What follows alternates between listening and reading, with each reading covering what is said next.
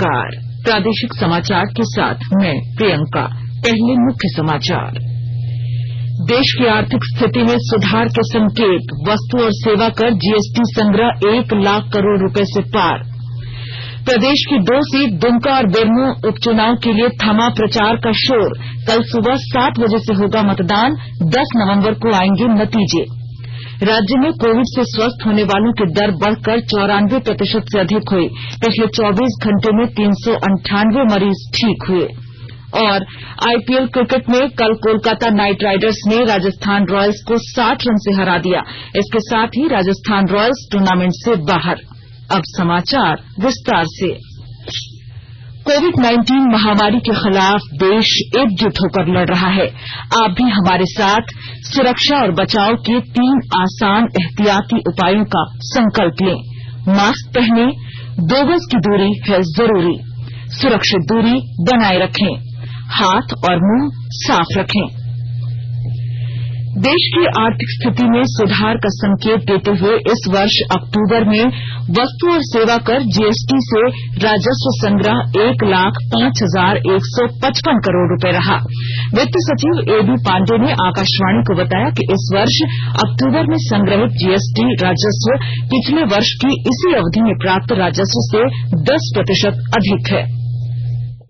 तो अक्टूबर महीने का जीएसटी का कलेक्शन इस साल का अगर हम पिछले साल के अक्टूबर महीने से कंपेयर करें तो करीब 10% ज्यादा है। तो टोटल कलेक्शन अक्टूबर महीने का 1,05,000 करोड़ से ज्यादा है। इसको अगर पिछले महीने की तुलना किया जाए, सितंबर महीने में जो हमें रेवेन्यू मिला वो था करीब 95,000 करोड़ का, और उसके अनुपात में अक्टूबर महीने में हमें 1,05,000 से ज्यादा मिला है। वित्त सचिव ने बताया कि अक्टूबर के राजस्व संग्रह में से 19,193 करोड़ रुपए सीजीएसटी, 25,411 करोड़ रुपए एसजीएसटी, 52,540 करोड़ रुपए आईजीएसटी और 8,011 करोड़ रुपए उपकर से प्राप्त हुए हैं। इस महीने कुल 80 lakh GSTR 3B return file किए गए हैं। श्री पांडे ने बताया कि सरकार ने अर्थव्यवस्था में सुधार लाने और कोविड महामारी के प्रभाव से लोगों को बचाने के लिए कई कदम उठाए हैं। खरीफ मौसम 2020-21 में धान की खरीद 2 करोड़ टन के आंकड़े को पार कर गई है। पिछले साल इसी अवधि में 1,68,87,000 टन धान की खरीद की गई थी। पिछले वर्ष के मुकाबले इस वर्ष धान खरीद में 21.16% की वृद्धि हुई है। इस वर्ष की कुल खरीद में पंजाब का योगदान 69.80% यानी 1,42,81,000 टन है। तकरीबन 17,23,000 किसानों को न्यूनतम समर्थन मूल्य पर धान खरीद पर 38,627 करोड़ 46 लाख रुपयों का भुगतान किया गया है। भारतीय रेलवे ने माल ढुलाई की मात्रा और उससे होने वाली आय में बढ़ोतरी का सिलसिला अक्टूबर के महीने में भी जारी रखा। पिछले महीने माल ढुलाई की मात्रा और उससे होने वाली आमदनी पिछले साल की इसी अवधि के मुकाबले अधिक रही। अक्टूबर महीने में रेलवे ने 10 करोड़ 80 लाख टन से अधिक माल की ढुलाई की, जो कि पिछले साल की इसी अवधि की तुलना में 15% अधिक है। इस दौरान रेलवे को 10,405 करोड़ रुपए की आय हुई, जो इससे पहले साल के मुकाबले 9% ज्यादा है। दुमका विधानसभा उपचुनाव की उल्टी गिनती जारी है। चुनाव प्रचार का दौर कल रविवार की शाम थम गया। राष्ट्रीय जनतांत्रिक गठबंधन और महागठबंधन के नेता अपने अपने गठबंधन के उम्मीदवारों के पक्ष में चुनाव प्रचार कर लौट गए हैं। कल मंगलवार को मतदान होना है। विस्तृत ब्यौरा दे रहे हैं हमारे संवाददाता। दुमका विधानसभा उपचुनाव की उल्टी गिनती जारी है। चुनाव प्रचार का दौर कल रविवार की शाम थम गया। राष्ट्रीय जनतांत्रिक गठबंधन और महागठबंधन के नेता अपने अपने गठबंधन के उम्मीदवारों के पक्ष में चुनाव प्रचार कर लौट गए हैं। कल मंगलवार को मतदान होगा। आज से मतदान कर्मियों को मतदान केंद्रों के लिए रवाना किया जा रहा है। कुल 12 उम्मीदवार चुनाव मैदान में हैं। मुख्य मुकाबला भारतीय जनता पार्टी की लुईस मरांडे और झारखंड मुक्ति मोर्चा के बसंत सोरेन के बीच है। लुईस मरांडे दुमका विधानसभा सीट से चौथी बार चुनाव लड़ रही हैं। वहीं झारखंड मुक्ति मोर्चा के उम्मीदवार बसंत सोरेन पहली बार यहां से किस्मत आजमा रहे हैं। मतदाता किसके सर पर जीत का सेहरा बांधेंगे, यह 10 नवंबर को मतगणना के बाद ही पता चल सकेगा। आर के नीरद, आकाशवाणी समाचार, दुमका। बेरमो विधानसभा उपचुनाव की प्रशासनिक तैयारियां पूरी कर ली गई है। बेरमो विधानसभा क्षेत्र के मतदाता भाजपा और महागठबंधन के साझा प्रत्याशी सहित 16 उम्मीदवारों की राजनीतिक किस्मत कल ईवीएम में सील करेंगे। कोविड-19 महामारी के मद्देनजर मतदाताओं को कोरोना से बचाव से संबंधित गाइडलाइन का पालन करना होगा। मतदान की तैयारियों का विस्तृत ब्यौरा दे रहे हैं हमारे बोकारो संवाददाता। बेरमो विधानसभा उपचुनाव की प्रशासनिक तैयारियां पूरी कर ली गई हैं। बेरमो विधानसभा क्षेत्र के 3,12,507 मतदाता कल अपने मताधिकार का इस्तेमाल करेंगे। कोविड-19 महामारी के मद्देनजर मतदान केंद्रों की संख्या बढ़ाई गई है। मतदाता 468 मतदान केंद्रों पर कल सुबह 7 बजे से शाम 4 बजे तक मतदान कर सकेंगे। जिला निर्वाचन पदाधिकारी श्री सिंह ने बताया है, अति संवेदनशील एवं संवेदनशील मतदान केंद्रों पर अर्धसैनिक बल तैनात किए जाएंगे ताकि भयमुक्त वातावरण में मतदाता अपने मताधिकार का इस्तेमाल कर सकें। उन्होंने बताया, कोविड-19 के मरीजों के लिए भी मतदान की व्यवस्था की गई है। कोरोना पॉजिटिव मरीज अपराह्न 3 बजे से 4 बजे के बीच मतदान कर सकेंगे। मनोज कुमार, आकाशवाणी समाचार, बोकारो। बिहार में विधानसभा चुनाव के दूसरे चरण के मतदान की तैयारियां पूरी हैं। इस चरण में 17 जिलों के 94 निर्वाचन क्षेत्रों में कल वोट डाले जाएंगे। इन 17 जिलों में पटना, वैशाली, सीतामढ़ी, दरभंगा और मधुबनी शामिल हैं। 2 करोड़ 85 लाख से अधिक मतदाता 1,463 उम्मीदवारों का राजनीतिक भविष्य तय करेंगे। इनमें 146 महिला और 513 निर्दलीय उम्मीदवार हैं। इस चरण में एक किन्नर भी चुनाव मैदान में है। मतदान सुबह 7 बजे से शाम 6 बजे तक चलेगा। मुख्य निर्वाचन अधिकारी HR श्रीनिवास ने बताया कि राघोपुर, पारू, मीनापुर और अलौली सहित 8 नक्सलग्रस्त क्षेत्रों में मतदान शाम 4 बजे तक होगा। आकाशवाणी के ताजा तरीन समाचारों के लिए आप हमारी वेबसाइट newsonair.com पर लॉग ऑन कर सकते हैं। ताजा समाचार Twitter handle @AIR News Alerts और Facebook page all India radio news पर भी उपलब्ध है। आप प्रादेशिक समाचार एकांश के ट्विटर हैंडल @AIR News_Ranchi और Facebook page AIR News Ranchi के अलावा YouTube channel regional news unit Ranchi पर भी हमारे बुलेटिन सुन सकते हैं। प्रादेशिक समाचार अब आकाशवाणी रांची से सुन रहे हैं और अब पेश है कोरोना से बचाव के कुछ संदेश। कोविड-19 से बचाव और सुरक्षित रहने के 3 उपाय। मास्क लगाएं, 2 गज दूरी है जरूरी, सुरक्षित दूरी रखें, हाथ और मुंह साफ रखें।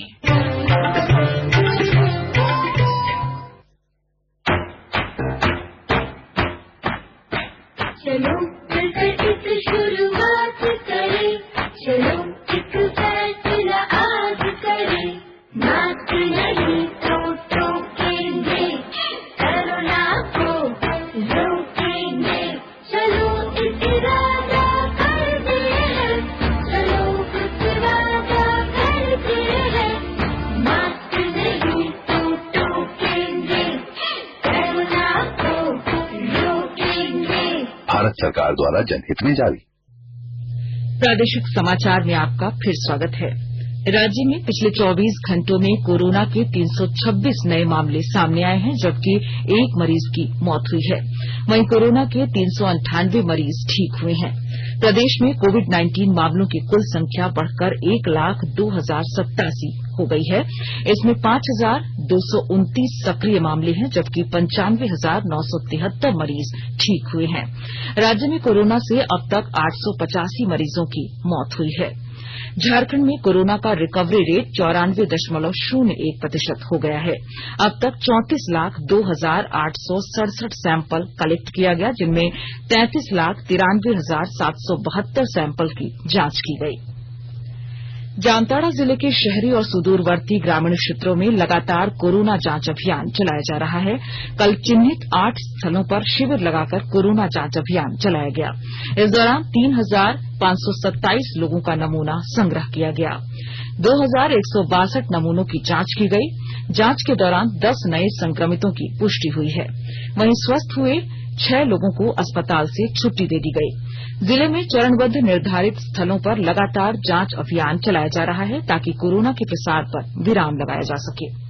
देश में कोविड महामारी से संक्रमित मरीजों की संख्या में लगातार गिरावट दिख रही है। वर्तमान समय में मरीजों की संख्या 6 लाख से कम होने के 3 दिन बाद गिरावट का सिलसिला जारी है।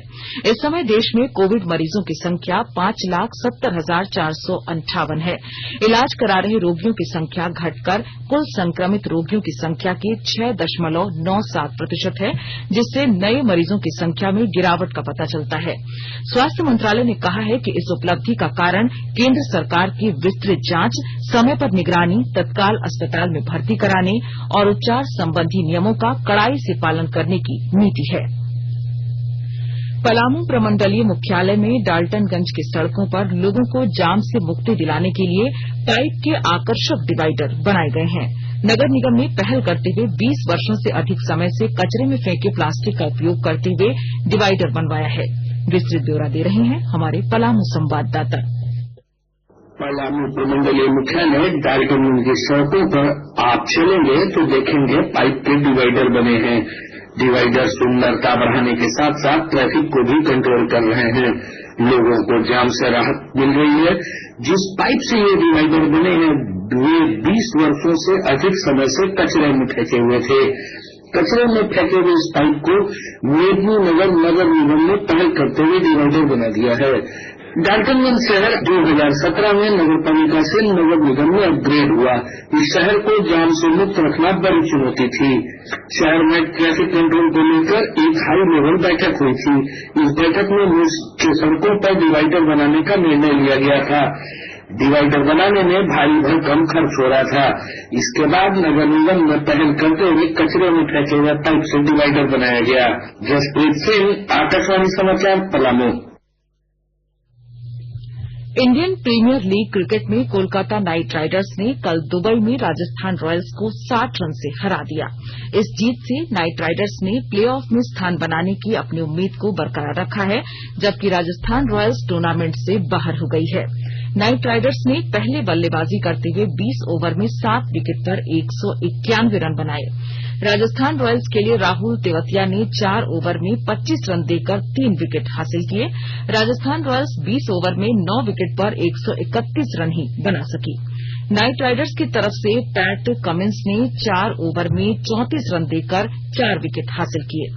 इस जीत से नाइट राइडर्स 14 मैचों में 14 अंकों के साथ अंक तालिका में चौथे स्थान पर पहुंच गई है, जबकि राजस्थान रॉयल्स इस हार के बाद अब प्लेऑफ की दौड़ से बाहर हो गई है। एक अन्य मैच में चेन्नई सुपर किंग्स ने आज अबुधाबी में किंग्स 11 पंजाब को 9 विकेट से हराया। चेन्नई ने 1 विकेट खोकर 18 ओवर 5 गेंद में 154 रन का लक्ष्य हासिल किया।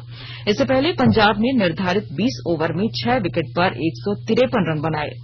दिल्ली कैपिटल्स आज अबुधाबी में रॉयल चैलेंजर्स बैंगलोर से मुकाबला करेगी। और अब संक्षिप्त खबरें।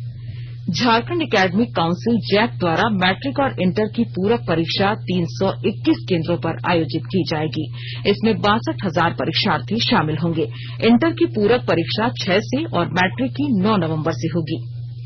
इंदिरा गांधी राष्ट्रीय मुक्त विश्वविद्यालय इग्नू ने जुलाई 2020 सत्र से में प्रवेश के लिए आवेदन की अंतिम तिथि एक बार फिर से बढ़ाकर 15 नवंबर कर दी है। इग्नू के प्रवक्ता ने कल बयान जारी कर बताया कि यह प्रावधान प्रमाण पत्र और सेमेस्टर आधारित कार्यक्रमों पर लागू नहीं होगा। और जम्मू कश्मीर में पुलिस और सीआरपीएफ जवानों ने श्रीनगर के रंगरेथ इलाके में आतंकवादियों के साथ मुठभेड़ के दौरान हिजबुल मुजाहिदीन के चीफ कमांडर को मार गिराया है। और आइए अब सुनते हैं राज्य के प्रमुख अखबारों ने किन खबरों को प्रमुखता से प्रकाशित किया है। दैनिक हिन्दुस्तान ने अपने पहले पन्ने पर दुमका और बेरमो उपचुनाव में प्रचार के अंतिम दिन दिग्गजों ने झोंके ताकत, जमकर चले आरोप प्रत्यारोप के तीर शीर्षक के साथ उपचुनाव की खबर को प्रमुखता से छापा है। जबकि दैनिक भास्कर ने 8 माह में पहली बार जीएसटी संग्रह 1 लाख करोड़ रुपए पार शीर्षक की खबर को पहले पन्ने की सुर्खियां बनाई है। आईपीएल में खेलते रहेंगे धोनी शीर्षक के साथ प्रभात खबर ने इससे जुड़ी खबर को अपने पहले पन्ने पर प्रमुखता से प्रकाशित किया है। गिलगिट बाल्टिस्तान से बाहर निकले पाकिस्तान, इस शीर्षक के साथ दैनिक जागरण ने पाकिस्तान की हरकत पर भारत की सख्त आपत्ति की खबर को पहले पन्ने पर प्रमुखता से छापा है। रांची एक्सप्रेस ने दुमका बेरमो में थमा प्रचार का शोर, मतदान कल की खबर को पहले पन्ने पर प्रकाशित किया है। अंग्रेजी में प्रकाशित हिंदुस्तान टाइम्स ने अक्टूबर में जीएसटी संग्रह में 10% की वृद्धि की खबर को प्रमुखता से प्रकाशित किया है।